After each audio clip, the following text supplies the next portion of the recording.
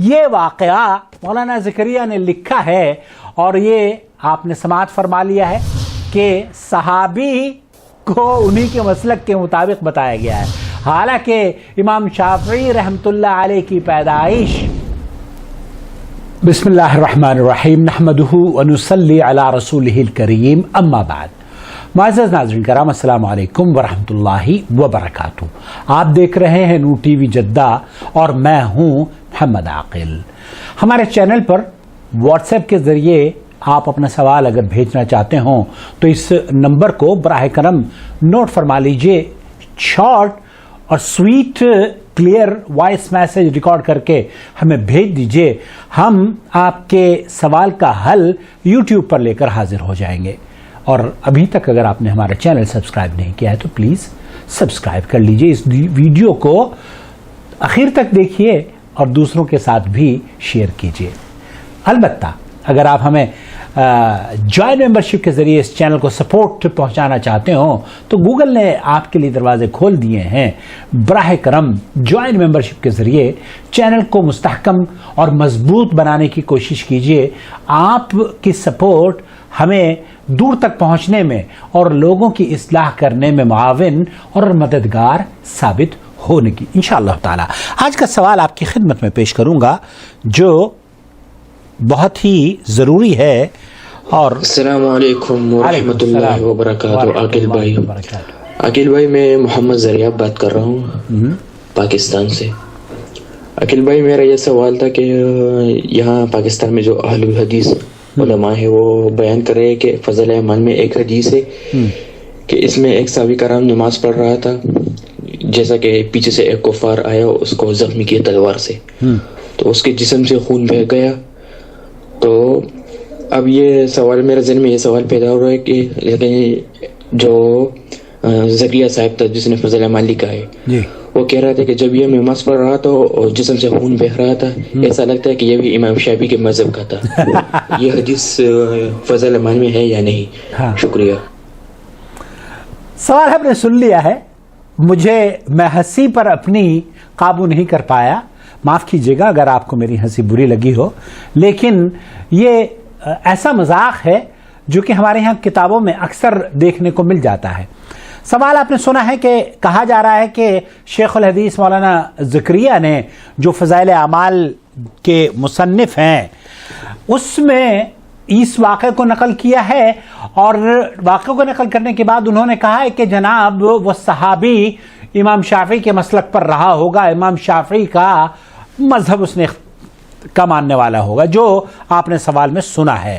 دیکھیے اس کی حقیقت کیا ہے، آپ کو اختلاف کا حق حاصل ہے، لیکن میں ہمیشہ کہتا ہوں کہ ادب اور شائستگی سے۔ یہ میرے ہاتھوں میں فضائل اعمال ہے تبلیغی نصاب، اور قدیم نسخہ ہے، ایک ہمارے ساتھی ہیں انہوں نے کہا کہ جو نسخہ آپ کے پاس ہے وہ اس میں دوسرے کچھ مسائل ہیں اور ہمارے پاس دوسرے مسائل ہیں۔ میں نے ان سے پوچھا کہ آپ کے پاس کیا ہے، تو پتہ چلا کہ ان کے پاس سرے سے ہی کوئی کتاب نہیں ہے، بس وہ مجھے یہ فورس دکھانا چاہ رہے تھے کہ جناب میں شاید اس بات کا اقرار کر لوں۔ حالانکہ آپ کو اگر تحقیق تک پہنچنا ہے تو براہ کرم کتابوں کا ذخیرہ اپنے گھر میں جمع کرنا شروع کر دیجئے۔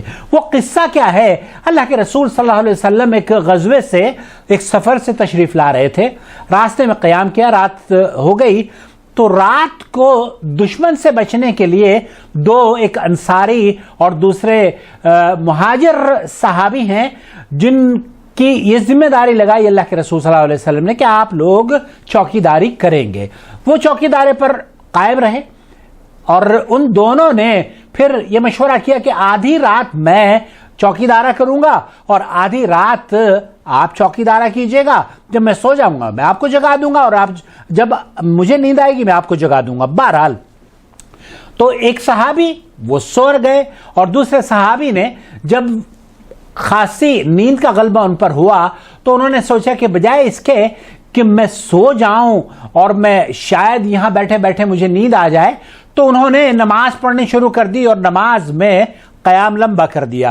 ادھر سے دشمن حملہ آور ہو گئے اور دشمنوں نے آ کر دیکھا، تو یہ ابو داؤد اور بہقی وغیرہ میں یہ روایت موجود ہے، تو دشمنوں نے کہا کہ یہ صاحب جو کھڑے ہوئے ہیں ان پر تیر کا نشانہ لگایا جائے اور انہوں نے تیر سے ان کو زخمی کیا. وہ صحابی رسول نماز میں مصروف تھے, نماز پڑھتے رہے. شیخ الحدیث مولانا زکریا بھی یہی کہتے ہیں کہ نماز پڑھتے رہے. انہوں نے ایک تیر مارا, دوسرا تیر مارا اور تیسرا تیر بھی مارا. خون قطرات نہیں تھے بلکہ خاصی مقدار میں خون کا جاری ہونا یہ بڑی نیچرل سی چیز ہے.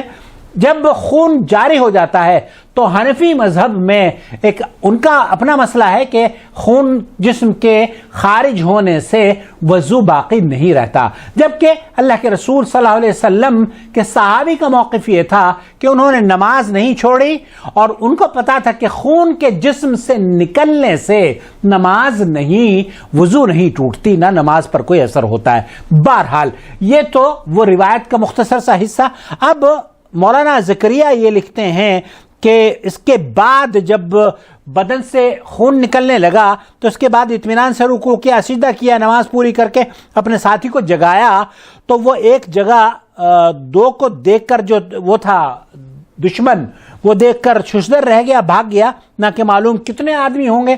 بہرحال مگر ساتھی نے جب اٹھ کر دیکھا تو انصاری کے بدن سے 3 جگہ سے خون ہی خون بہ رہا تھا.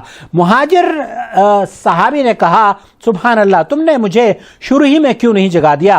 انصاری نے فرمایا کہ ایک سورہ کہف میں نے شروع کر دی تھی, میرا دل نہ چاہا کہ اس کو ختم کرنے سے پہلے رکوع کروں. اب مجھے اس کا اندیشہ ہوا کہ ایسا نہ ہو کہ میں بار بار تیر لگنے سے مر جاؤں اور نبی کریم صلی اللہ علیہ وسلم نے جو حفاظت کی خدمت سپرد کر رکھی ہے وہ فوت ہو جائے.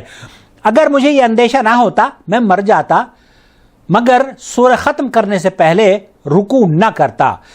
اگر مجھے مرنے کا اندازہ نہ ہوتا, صاحب یہ کہنا چاہ رہے ہیں کہ میں پھر سورت ختم کرنے سے پہلے اپنی نماز کو ختم نہ کرتا, یعنی کہ نماز مکمل کرتا, اس سے قطع نظر کہ ان کے جسم سے کتنا خون نکل رہا ہے. یہاں جو فائدہ وہ بیان کرتے ہیں مولانا زکریا صفحہ نمبر 59 پر حکایت صحابہ میں, آپ بھی دیکھ لیجئے گا, آگے پیچھے ہو سکتا ہے. یہ حکایت نمبر 5 ہے اور اس کا ٹائٹل ہے ایک مہاجر اور ایک انصاری کی چوکیداری اور مہاجر کا نماز میں تیر کھانا.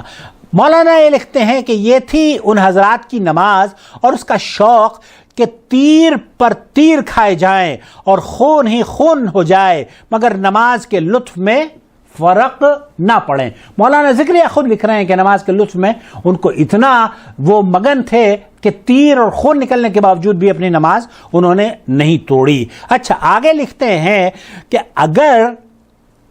اگر مچھر بھی کاٹ لے, ہماری تو کیفیت یہ ہے کہ اگر ایک مچھر بھی کاٹ لے تو نماز کا خیال جاتا رہتا ہے. بھیڑ کا تو یا جو مکھی ہوتی ہے باری, اس کا تو پوچھنا ہی کیا. یہاں ایک فقہی مسئلہ مولانا نے لکھا ہے جس پر بھائی جاننا چاہ رہے ہیں کہ یا ان کی کتاب میں ہے بھی یا نہیں. میں اس کا فوٹو آپ کی خدمت میں پیش کروں گا اور یہ صفحہ پلیز آپ اپنے فضائل اعمال میں یا تبلیغی نصاب میں حکایت صحابہ حکایت نمبر 5 پر ضرور دیکھ سکتے ہیں. یہاں یہ فقہی مسئلہ بھی اختلافی ہے کہ خون نکلنے سے ہمارے امام یعنی امام اعظم کے نزدیک وضو ٹوٹ جاتا ہے. جیسے میں نے عرض کیا کہ امام ابو حنیفہ کے نزدیک وضو ٹوٹ جاتا ہے, حنفی مذہب کے نزدیک بقول اب, اور یہ کہتے ہیں کہ امام شافعی کے نزدیک نہیں ٹوٹتا. یہاں لکھا ہے کہ امام شافعی کے نزدیک نہیں ٹوٹتا, لیکن ممکن ہے ان صحابی کا مذہب بھی یہی ہو یا اس وقت تک اس مسئلے کی تحقیق نہ ہوئی ہو کہ نبی کریم صلی اللہ علیہ وسلم اس مجلس میں تشریف فرمانا تھے یا اس وقت تک یہ حکم ہی نہ ہوا ہو. بہرحال یہ واقعہ مولانا زکریا نے لکھا ہے اور یہ آپ نے سماعت فرما لیا ہے کہ صحابی کو انہی کے مسلک کے مطابق بتایا گیا ہے. حالانکہ امام شافعی رحمت اللہ علیہ کی پیدائش اس میرے خیال سے 150 سال کے بعد ہوئی ہوگی, تو یہ ممکن نہیں ہے کہ صحابی کا مسلک امام احمد ابن حنبل یا امام ابو حنیفہ یا امام شافعی یا امام مالک کا رہا ہو. جو چیز وجود میں ہی نہیں آئی ہے، صحابہ اگر وجود میں آ بھی جاتی اور نبی کریم صلی اللہ علیہ وسلم کا دین وہاں پر ہوتا تو اس کے باوجود بھی صحابی رسول نبی کو چھوڑ کر امتی کو مانتے، یہ کیسے ممکن ہے؟ اللہ رب العالمین ہمیں اپنے دین کو سمجھنے اور اس پر صحیح عمل کرنے کی توفیق عطا فرمائے. حضرت موسیٰ کے بارے میں جو حدیث ہے نا، جب حضرت موسیٰ علیہ السلام تورات کے اوراق حضرت عمر پڑھ رہے تھے تو نبی کریم صلی اللہ علیہ وسلم نے جب غصے کا اظہار کیا تو حضرت عمر نے فرمایا کہ یہ تو میں تورات پڑھ رہا ہوں، یہ تو ایسے ہی پڑھ رہا تھا. تو حضرت عمر رضی اللہ تعالیٰ عنہ کو نبی کریم صلی اللہ علیہ وسلم نے فرمایا کہ اگر موسیٰ بھی صاحب تورات میرے بعد آ جائیں تو ان کی ہدایت بھی موقوف ہے میری اتباع پر. نبی کریم صلی اللہ علیہ وسلم کی اتباع کریں گے، نبی کریم صلی اللہ علیہ وسلم کی نبوت کا اقرار کریں گے، نبی کریم صلی اللہ علیہ وسلم کے امتی کے طور پر آپ کی فرما برداری کریں گے، تب ان کی نجات ممکن ہے. اس لیے یہ خیال پیدا کرنا، لوگوں کے ذہن میں مذاہب میں لوگوں کو تقسیم کرنا، یہ بہرحال درست نہیں ہے. شیخ عبدالعزیز بن باز کا یہاں پر میں فتویٰ آپ کی خدمت میں پیش کر دوں گا کہ آیا ان مذاہب کو ہمیں ماننا بھی چاہیے یا نہیں، ان کا احترام کرنا چاہیے، ان کی خدمات کا اعتراف کرتے ہوئے ان سے مستفید ہونا چاہیے، لیکن ہم ٹکڑوں ٹکڑوں میں بٹ جائیں، یہ اسلام نہیں سکھاتا. اسلام یہ سکھاتا ہے وَاعْتَصِمُوا بِحَبْلِ اللَّهِ جَمِيعًا وَلَا تَفَرَّقُوا. اللہ رب العالمین ہمیں فرقوں سے باز رکھے اور اللہ کی رسی کو سمجھ کر پکڑنے کی توفیق سے نواز دے. آمین یا رب العالمین. اللہ ولی الذین آمنوا یخرجهم من الظلمات الى النور والذین كفروا اولیاؤهم الطاغوت یخرجونهم من النور الى الظلمات أولئك أصحاب النار هم فيها خالدون.